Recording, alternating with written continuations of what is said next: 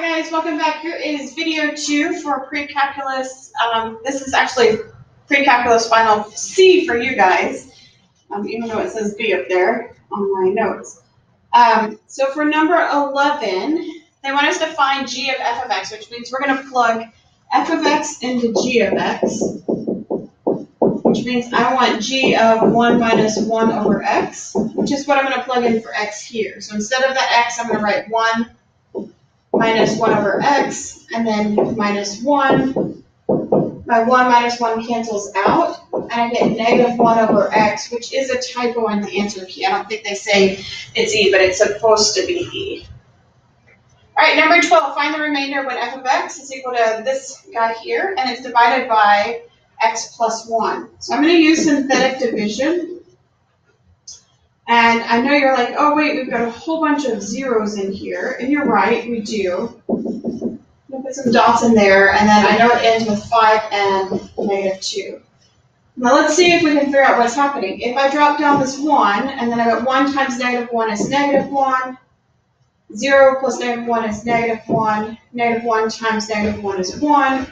0 plus 1 is 1, and then I go back. This would become negative 1, and then 1, and then so on and so forth. So if I think about it, this is x to the 88th power, this would be 87th power, this would be 86th power, and this is 85th power. So over here, this is the 0th power. Remember, it's minus 2 to the x to the 0, and this would be the first power, and this would be the second power. Okay, why do I care about that? Well, I don't want to write out 88 different zeros, but if I notice the pattern of it is going negative, positive, negative, positive, negative, positive, negative. It's just going to alternate back and forth until we get down here and we have some more interesting numbers. So when it's even, notice it's 1. And when it's odd, notice it's going to be negative 1. 0 plus negative 1 would be negative 1. So when I'm here and it's the second, that's an even power. So this would be 1. And then 1 times negative 1 would be negative 1 again for this. And then finally we got something interesting. 5 minus 1 would be 4. 4 times negative 1 is negative 4, and so my remainder is negative 6. All right, number 13, solve this inequality. X minus 3, 2x minus 1 is less than 0. So solving this inequality, you can do it a couple different ways. You're going to have your calculator in your final, so you can graph this guy. Or you can find some critical values for it.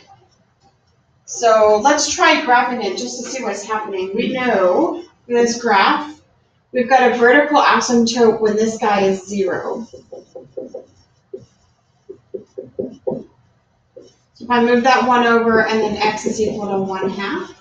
So I've got a vertical asymptote, let's just call this guy here 1/2.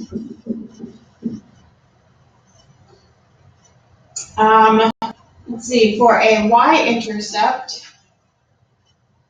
y-intercept is when x is going to be 0, so my y-intercept for this guy would be at 0 minus 3, 2 times 0 minus 1, so that'd be at 0. So I know there's a point at 0, positive 3.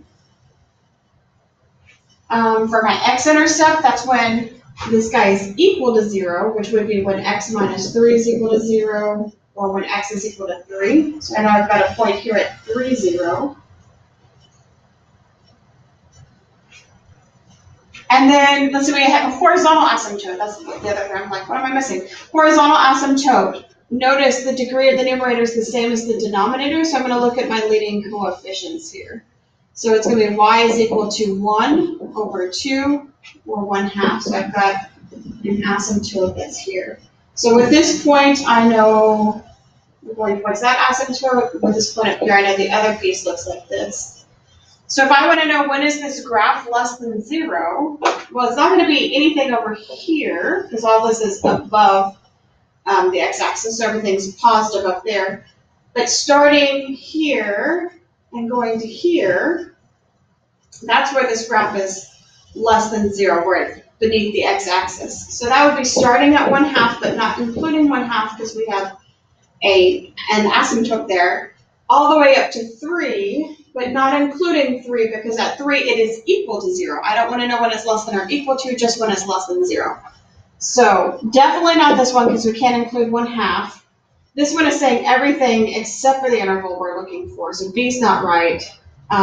D is really close, but we're not going to include 3. At 3, it's equal to 0. They're trying to trip you up there.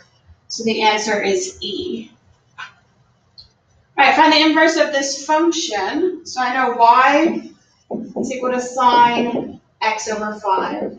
So to find the inverse of any function, I'm going to switch my x and my y. So x is equal to sine y over 5. And once we switch our x and our y, once we switch that domain and range, then we want to solve this guy for y. I need to get the y out of this sine, so I'm going to take the inverse of it. And so I'll take the inverse of both sides. So sine inverse of x is what's going to be over here. Over here, the sine inverse and the sine cancel each other out. You can kind of think of it like that. We're going to divide, or we're just going to have y divided by 5. And then I want to get y by itself, so I'm going to multiply times 5. So my inverse function, which is this y here, is equal to 5. Whoops, there's supposed to be an x in there. Sine inverse of x, which would be D. All right. A central angle is measuring 45 degrees in a circle of a radius 2 meters. Find the arc length of the circle subtended by the angle. So there's lots of great geometry words in there that just kind of confuse me and give me heart palpitations. I can imagine it does the same to you. But we know the central measuring angle is 45 degrees. That's this guy here. We know the radius is 2, so we're not on the unit circle, but it's 2 meters. And they want us to find the arc length. So the arc length is r theta. You need to have that memorized, so I strongly encourage you to do your review sheet so you can have a index card to help you remember that. But it's something you kind of need to know cold anyways.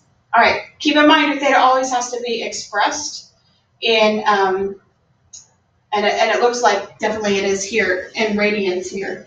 So 45 degrees we know is pi over 4. So my arc length is going to be 2 times pi over 4, which would be pi over 2, and we're talking about meters.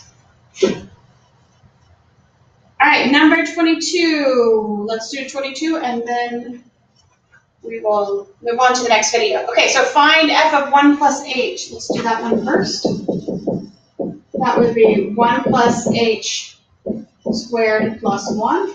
I think I did it wrong. Someone, I think it was Sana, pointed out to me on the first video, I made this a positive 1 when it was a negative 1 on the first video.